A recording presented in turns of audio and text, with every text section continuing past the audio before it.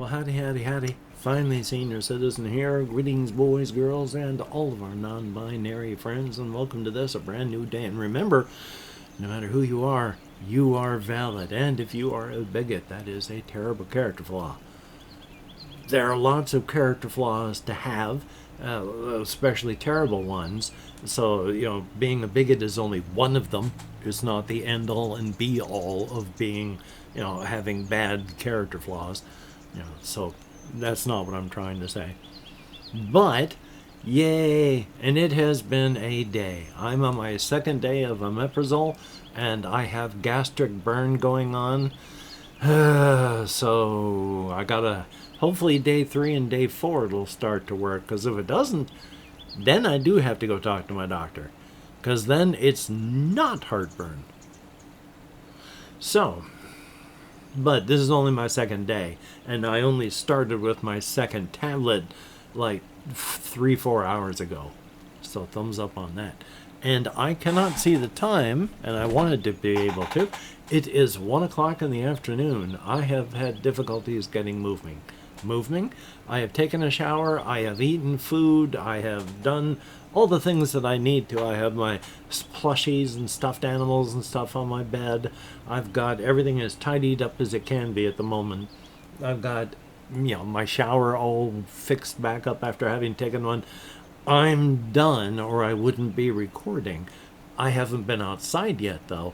It is bright and sunny. I can see from the what's coming in from behind my curtains. So eventually I'm going to get out there. Go for walkies, of course. So thumbs up on that. And I had my second night of pain-related insomnia last night. I do not know how much I slept last night, to repeat the same words over and over again. I don't know how much I slept, but it sure wasn't much, because I was tossing and turning from pain. I still hurt now. It is not good. I am so tired, and still I'll wave my arms around if things aren't nerve compression issue-y. I can wave my arms around like I just don't care. I'm tired, and I will emote like a mad person. If you've ever watched my past videos, the only thing that really slows me down is a lot of pain. So, I am tired. I am hurting. And that ain't fun. Because, it was all the nerve pain and more. And this after I walked over to the local pot shop, and I downed 2 100 milligram THC shots. I wanted to make sure that I could sleep. So I walked over there, and on my way back, tossed the stuff into the trash. I'm not a litterer, and I hate people that do. But disposed of those, came back, futzed around until I got tired, went to bed, and then tossed and turned. So, I'm doing great today. Thumbs up for that. Still, life is life. You do what you gotta do. Or you do what you can do. Or you just do. Do. You can tell I'm tired, or that's not something I would have done. Now, I do play a game of Internet Marco and Polo, where I call out Marco and ask for you to give back the equivalent of Polo by writing the secret word in the comments, primarily for blatant engagement farming, but also, just for that simple, Marco, Polo. It's a simple, silly little game, and if nobody plays it, that's fine. I'm definitely not requiring it. But from yesterday, the people who did, we have Jesse Koskinen, thumbs up and thank you. Hokey smokes, I'd be surprised if it wasn't 15C here today. So you're good weather for you too. Isn't that like a desert weather in Finland though? There is Salvatore Cento. I think maybe I'm close. 871. Thumbs up and thank you much. There is Joe Cool Brew. 7303. 0, not O. Thumbs up and thank you. I cannot pronounce this one properly. So AUBOTTE. Greatly appreciated. We have Toilet Decimator back from decimating toilets. Thank you very much. I couldn't even continue my statement. That was so silly. But thumbs up and thank you so very much. Then we have, now the name is written EWALDSHWWPE. Even though that's the SHWWPE is not a word, to me, that looks like Ewaldschweppe. And I doubt that that's Ewaldschweppe. But to me, all I can see is Ewaldschweppe 9140. Thumbs up and thank you very much for playing. Greatly appreciated, each and every one of you. Hopefully, before this time is over, I have nothing here that has words on it. Except for this. So, in a bit, I'll do the secret word. So, thumbs up. I do actually have some stuff written down, though. Like, there is... Oh, yes. I couldn't figure out what I wrote down the existential horror of the second Don't Hug Me series, My Child. And I couldn't figure out what the My Child part was. I was watching a fellow named Saberspark react to the first series, and then he talked about the second series when he watched the first series, it was on a Twitch stream. I'm drinking gin and tonics. Let's find out what the series is. Oh my God, what is this? And then the second thing was one of his prepared and edited, scripted, this is what I found out sort of videos. And so, if you've never watched the original series, goodness gracious, I mean, this is just a nostalgia part. I remember when the series was coming out. I was living in my brother-in-law's garage at the time, 2016-ish. And the first one came out in 2013. So I got into the series when it was still coming out, and then nothing but radio silence after I heard that they were going to have an actual TV show. And then, son of a gun, it actually happened. So that was really awesome. But let's see, what was I going to talk about on that one? Oh, yes. The first show of the second series, still, I've talked about this maybe, I can't remember. Unfortunately, ADHD brain. The existential horror of the first episode of the second series. Just all you have to know is there's 3 characters, and their breakfast is interrupted by a character that, like on the first series, they would have interruptions of their life from characters who would sing songs about stuff that you would learn, only it would veer off a cliff into existential horror. Well, on this one, they're brought off into the world of jobs, and they're taught that they can be anything that they can be, and then in mid-song, the person that brought them into their situation leaves, and they're stuck in a factory, and they end up having lives there. And the part that is awful is one of the characters is a boy, a young man, a yellow puppet guy.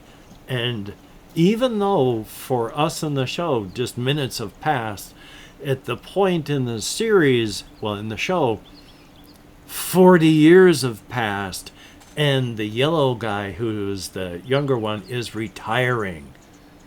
And there is this awful, horrific accident with violence and missing limbs and blood. And then as this, one of the characters is whips open a first aid kit to try and save their life, the character that brought them there continues their song and then leaves them in their kitchen all over. It's done. It was just an interruption. Now the song's over. They're back into their regular lives. And they're in shock because 40 years have passed and suddenly been undone. And in the case of the one who was mangled, he'd been married and had a child. And so is in the absolute shock of, my child. But then it just goes on. That is so horrific, where just, it's all gone. Your child, your marriage, everything didn't happen. Except, did it? And, as a really weird, off on the other end, onto something else.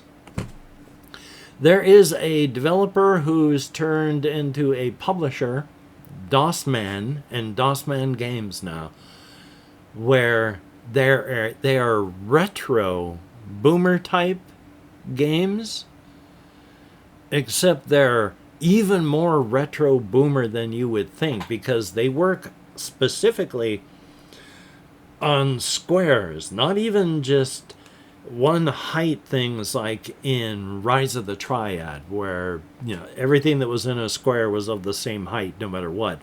This is, you can climb on things because each thing is only this big, and so distance wise, width wise, height wise, everything is 90-degree angles. And generally when you're attacking with melee stuff, it's kind of like a Nintendo game, old Nintendo style, where they have to be almost touching you before your melee attacks will hit them.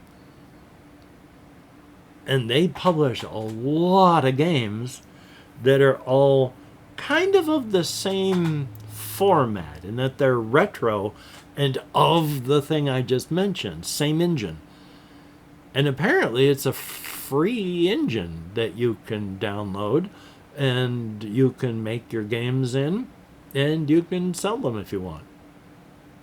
So, thumbs up for that. But I just wanted to mention, if you like retro boomer type stuff, even retro before the boomer type shooters, go for that.